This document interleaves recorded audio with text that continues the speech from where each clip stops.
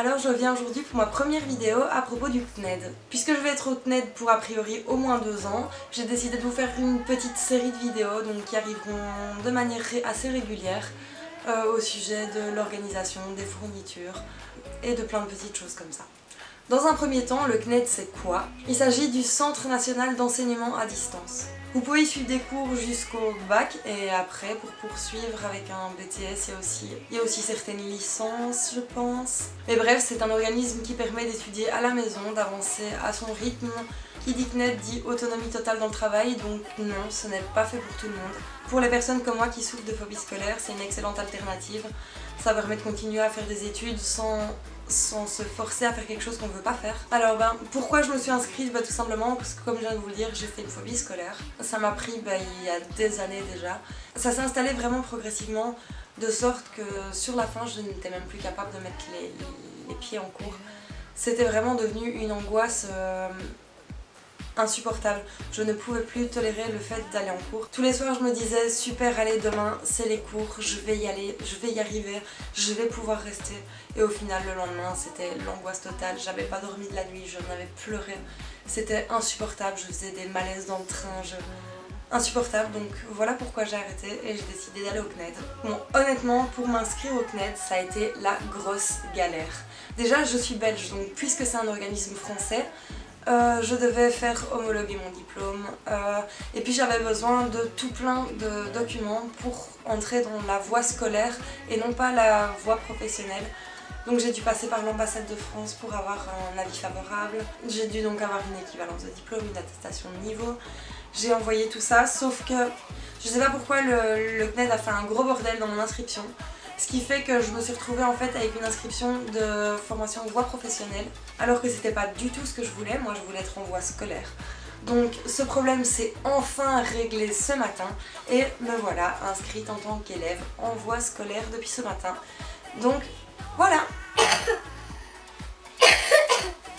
Heureusement, j'avais quand même bien reçu mon colis du CNED, mon accès à la plateforme de cours, donc j'ai pas dû attendre d'être en voie scolaire pour pouvoir me former, heureusement. Je vous montrerai d'ailleurs ce que contenait mon colis du CNED, ce sera juste un peu plus tard dans la vidéo. Je me suis donc inscrite pour suivre un BTS communication parce que c'est les études que je suivais ici en Belgique. J'étais à l'IEX avant, une école de communication à Bruxelles. Ça me convenait pas du tout à cause de ma phobie scolaire, sinon la filière que je m'étais choisie était bien celle qu'il me fallait, mais il me fallait une autre manière de faire les cours. Je voulais un diplôme mais je voulais pas être obligée de devoir aller à l'école tout le temps et me confronter tous les jours à quelque chose qui me faisait autant de mal en fait. Donc j'ai décidé d'arrêter et de continuer via le CNED. Tout simplement, vous avez accès à une plateforme en ligne. Sur cette plateforme, vous pouvez retrouver vos cours, votre messagerie du CNED, vos documents importants type du style attestation de scolarité, etc.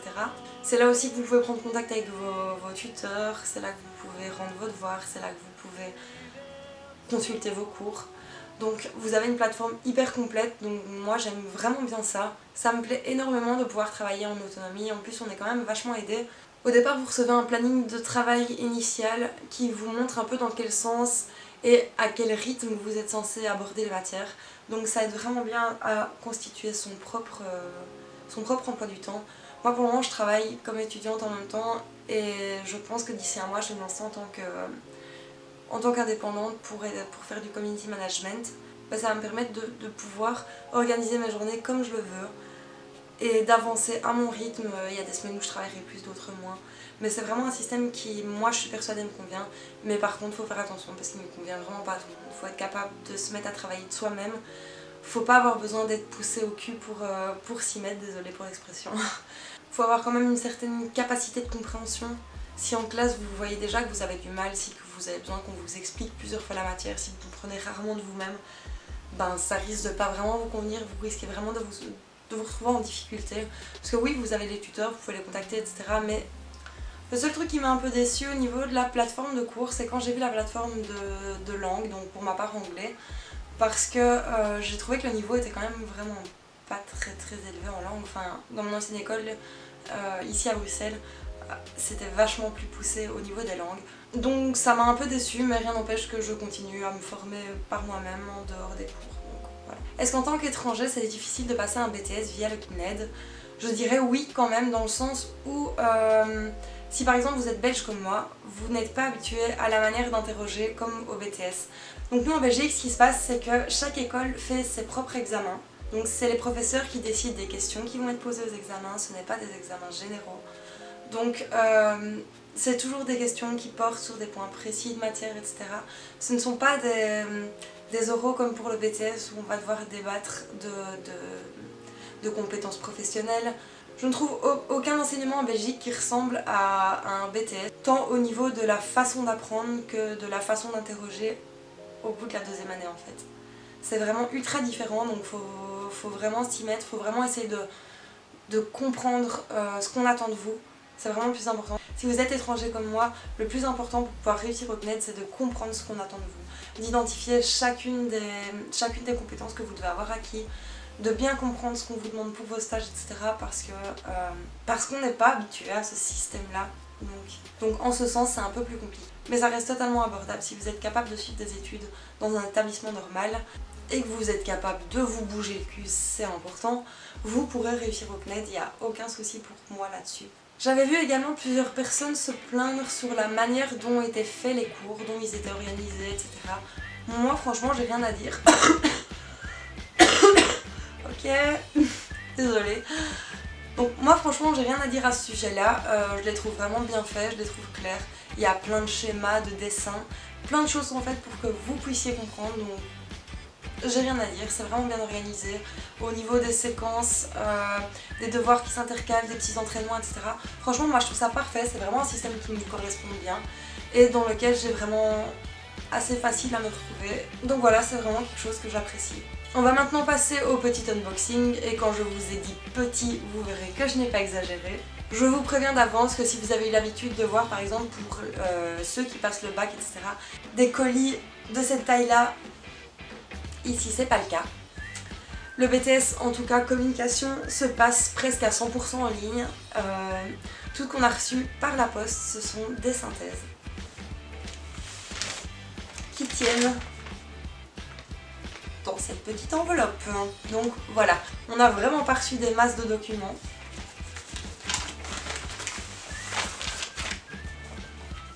J'ai reçu un petit fascicule pour veille opérationnelle, un autre pour culture de la communication, un autre pour les fiches outils, un autre pour projet de communication et un dernier pour démarche commerciale. Voilà ce que j'ai reçu.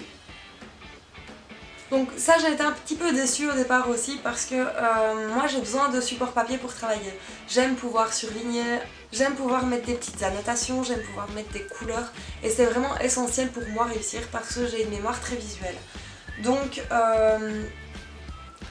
pour ma part j'ai dû tout imprimer toutes les séquences, imprimer les devoirs, imprimer tout parce que j'ai besoin de tout avoir sous les yeux. Je me sers quand même de la plateforme en travaillant, j'ai mon classeur avec toutes mes feuilles. J'ai également mon ordinateur portable devant moi pour pouvoir accéder aux cours si besoin, pour pouvoir me renseigner, pouvoir faire des recherches sur internet.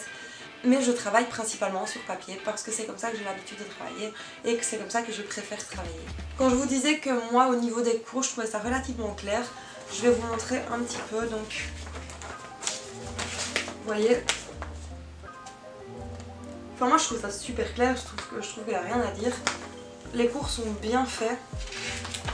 S'ils sont complets, je ne sais pas encore, je ne peux pas encore vous le garantir parce que je ne suis pas encore assez loin dans la formation, mais j'estime que dans tous les cas en faisant des études par correspondance comme ça, on a le temps d'avancer à notre rythme. Donc si quelque chose ne vous semble pas complet, vous pouvez toujours prendre 2 minutes pour aller voir sur l'ordinateur.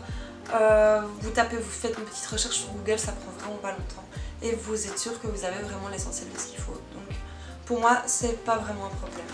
Donc mon avis général sur le CNED c'est que, en tout cas pour moi, c'est quelque chose qui semble vraiment me convenir. Je suis vraiment contente d'avoir sauté le pas.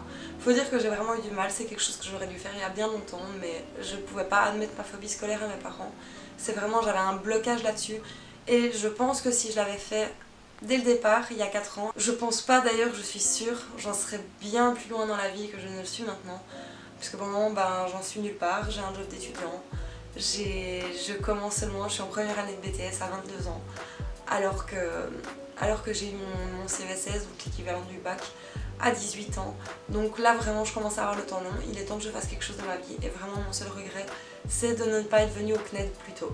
La semaine prochaine ou celle d'après, il y a une vidéo qui arrivera sur le CNED déjà. Ce sera au sujet de mon organisation, mes fournitures scolaires, comment je fais mon emploi du temps. Donc si vous voulez pas manquer cette vidéo, n'hésitez pas à vous abonner en cliquant juste ici. Moi je vous retrouve très vite pour une nouvelle vidéo. Bye bye!